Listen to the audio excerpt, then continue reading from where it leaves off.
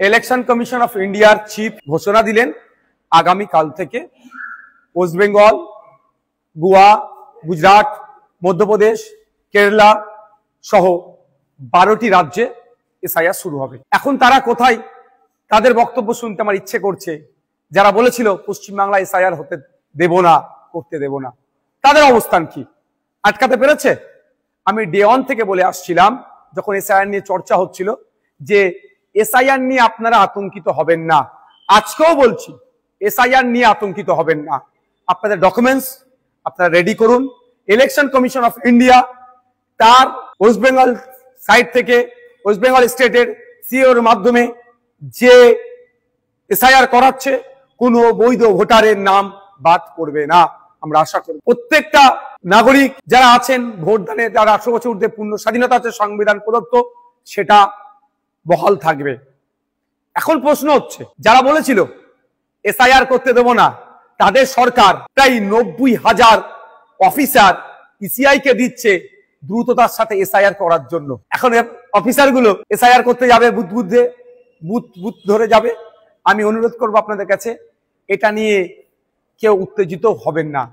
কারণ এই অফিসার যারা যাবে, তাদের আপনারা একটা বিষয় নোট করে রাখবেন, সেটা তার নাম, তার কন্ট্যাক্ট নাম্বার, সে কোন ডিপার্টমেন্টে চাকরি করে, আর তাকে এসআইআর এর জন্য ইনক্লুড করা হয়েছে তার প্রমাণপত্র আপনারা নিয়ে রাখবেন। যদি অফিসার কোনো বৈধ ভোটারকে ডি ভোটার, ডাউটফুল ভোটার, অবৈধ ঘোষণা করে, তার বিরুদ্ধে আইনত লড়াইয়ের একটা জায়গা থাকবে। এই লোকটি কে ছিল, 1 নম্বর কথা। দ্বিতীয়ত, কেউ যদি আপনাদেরকে উত্তেজিত করার চেষ্টা করে, আপনারা কারো কথায় উত্তেজিত হবেন না। কারণ 2021 নির্বাচনের সময় তৃণমূলের নেতারা বলেছিল, সেন্ট্রাল ফোর্সের সামনে গিয়ে, সেন্ট্রাল ফোর্সকে আটকাতে গেলে ঘরে যা আছে, খুন্তি, ঝাঁটা, জুতো, কুদাল, এইসব কথা অনেক বলেছিল, গিয়ে দাঁড়াবে ওদের সামনে।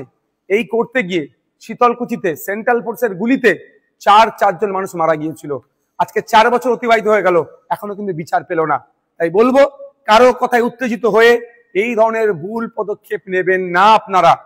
দেখুন, এটাতে বেশ কটা স্টেপ রেখেছে। প্রায় 1 মাস বুথ লেভেল অফিসারদের কাজ হবে বাড়ি বাড়ি গিয়ে এইগুলো সার্ভে করা, এই নির্দিষ্ট প্রক্রিয়া সম্পূর্ণ করা। তারপরে পাবলিশড হবে। পাবলিশড হওয়ার পরে প্রায় 1 মাস, হয়তো কারো যদি নাম ইচ্ছাকৃত হোক, অনিচ্ছাকৃত হোক, বা ডিস্টার্ব বাদ পড়ে বা ডিস্টার্ব হয়, সেক্ষেত্রে তার বলার সুযোগ, অভিযোগ জানানোর সুযোগ পাবে।